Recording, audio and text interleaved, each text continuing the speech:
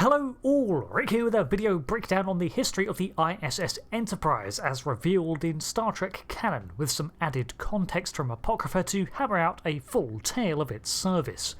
The ISS Enterprise was first encountered in Star Trek the original series in 2267 when the Prime Universe, Kirk and others accidentally beamed across the dimensional threshold separating the worlds.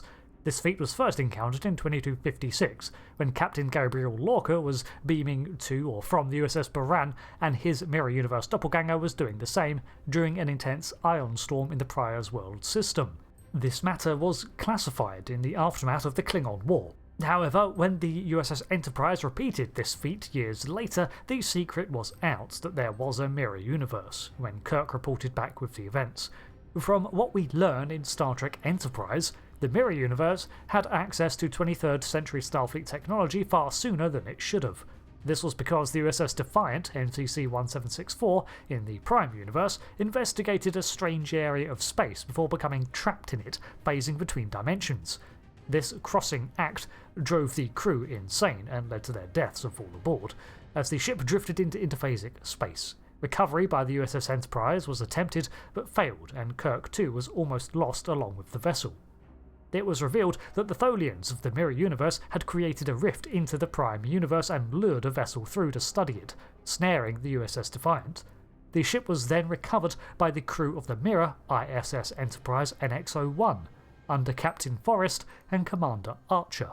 Archer transfers his command to the USS Defiant and takes control of the ship, with plans to take it back to Terra and install himself as Emperor.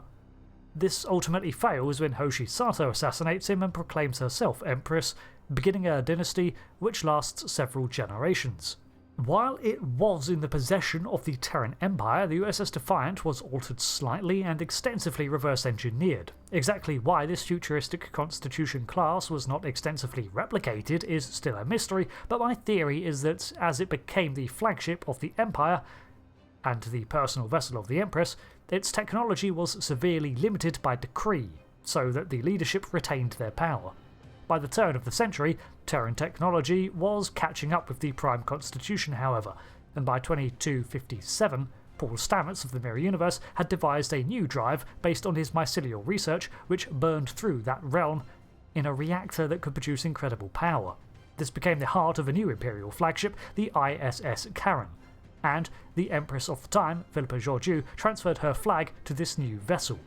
Because of this, the Constitution class in the Mirror Universe was given the go-ahead to be replicated in its entirety, and a new line of Imperial vessels began to emerge around the mid-23rd century. One of these early ships was the ISS Enterprise NCC 1701, under the command of Captain Robert April, launched from Tartarus Base.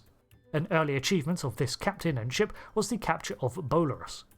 In 2254, Captain Christopher Pike was in command, and he was captured by the Talosians when the Enterprise reached Talos 4. The Talosians learned that the Empire was a threat to telepathic aliens, to be honest, most aliens anyway, and brainwashed Pike to act as their spy. This, however, affected Pike's cognition, and his mental health began to decline from their manipulations. The Mirror Universe Kirk was mentored by Captain Garth of Izal, and first served on the ISS Farragut in 2254 under Captain Garavik. He was reassigned when a vampiric cloud creature attacked the ship and killed its captain. It was a shame Kirk was not quick enough to attack the monster. Oopsie. Transferring to the ISS Enterprise in 2257, his new captain was Christopher Pike. During an away mission, where he was lead, Kirk discovered a device known as the Tantalus Field, which allowed him to spy on a target and make them disappear.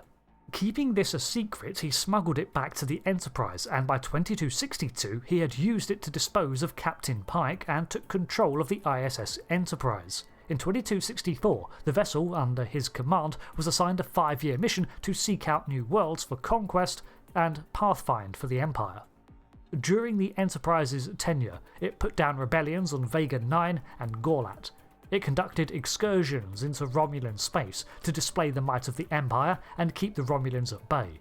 But in 2267 it would depart to destroy the populace of the planet Harkon and see the events of Mirror Mirror unfold. After the encounter with Prime Captain Kirk, Spock used the Tantalus field in the captain's quarters to assume command of the Enterprise and begin his plans to instigate reforms to the Empire, which he did so from the bridge of the Enterprise, at least for a time. In 2269, he invited select ambassadors of the Empire on board and managed to coerce Corridan into joining the Empire rather than conquering it. The following year, the Enterprise took part in a Terran wargame testing of the M5 computer, and Grand Admiral Garth of Izar attempted to assassinate Captain Spock using malfunction as cover. This failed, and a second attempt was made on Spock's life on the planet Elba 2, which also failed. The Enterprise was refitted in 2270, and it seems that Spock eventually stepped away from the Enterprise but took the Tantalus field with him as he reached the rank of Admiral. Using this device, he tactfully targeted and replaced key personnel in the Empire with people loyal to him and his ideals. This allowed him to rise in power and influence between 2270 and 2277. This year, the Enterprise was named the flagship of the Empire, taking the honour from the ISS Constellation, and Admiral Spock continued to orchestrate his rise until he reached the position of Emperor, where he began setting down reforms in how the Terran Empire would operate. He began granting former vassal states more rights and self-governance, and began scaling back the military operations of the Empire. He adopted the title of High Chancellor. His rule was a mixed one, as his controversial changes earned him both staunch allies from the formerly oppressed, such as the Vulcans, and bitter enemies, which moved against him. It seems he was eventually assassinated by Imperialists shortly before the fall of the Empire. The Enterprise, too, fell under the command of a new captain, potentially Kevin Riley or Savick, but they stood in opposition to the reforms.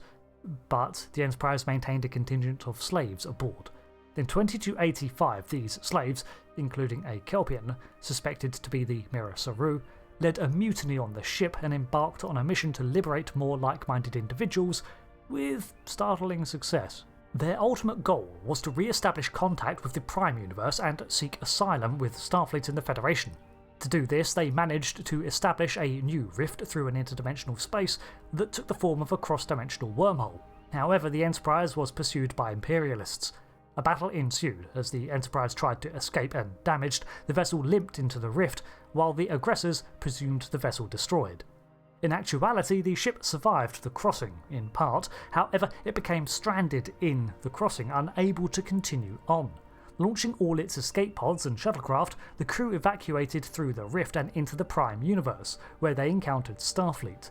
Ever cautious about the Mirror Universe and related events, Starfleet granted the escapees asylum and adopted the crew of the ISS Enterprise into its ranks, giving them Starfleet commissions, and allowing them to begin new lives amongst the Prime reality. It's unknown if anyone ever encountered their mirror duplicates, but it seems this whole matter was classified. The Enterprise, meanwhile, remained trapped in its interdimensional rift, and the location was known but not disseminated.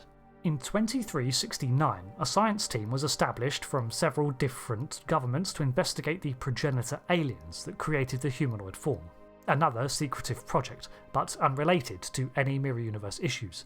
However, upon discovering the technology used to generate humanoid life billions of years ago, the science team elected to hide their discoveries and leave a trail of clues to follow, much as the progenitors had with their original messages. One such location that the science team picked was the derelict ISS Enterprise, and they placed the clue aboard the sickbay of the vessel based on the suggestion of Branch Admiral Dr. Cho, one of the original survivors of the crossing, probably around 110 years old by this time. Then, all traces of the ship were wiped from Starfleet's logs, as the team had the highest level of access, and the fates of the Mirror Enterprise and its saved crew was buried. There it remained, undiscovered for centuries, a feat compounded by the burn event, which destabilised the wormhole even further, and it was not until 3191 that the USS Discovery traced the path of the science team that they'd laid down into the rift. From here they uncovered the ISS Enterprise and ultimately salvaged the vessel, pulling it free from its prison and finally into the Prime Universe, where it would be taken to Federation Headquarters storage. Thus concludes the tale of the Mirror Universe Enterprise NCC-1701. It is a storied vessel, one of the earliest Terran colonies created, host to several captains, both terrible tyrants and would-be liberators, before bearing a group of weary travellers seeking safety to a new home across the universe. Not a bad legacy, and while not as replete as the flag-bearer of the Federation that its counterpart was, certainly it's a worthy history of a ship named Enterprise. Welcome home. You may have noticed the disclaimer at the beginning, and I have a hunch that perhaps Mira, Philippa, Giorgio will turn out to have been on this vessel, and we might get a little more context on how events went down. Perhaps even temporal displacement is what brings her to the early 24th century. Just speculation there. I've been Rick, and I'll see you later for another lore video. Until then, thanks again, and goodbye.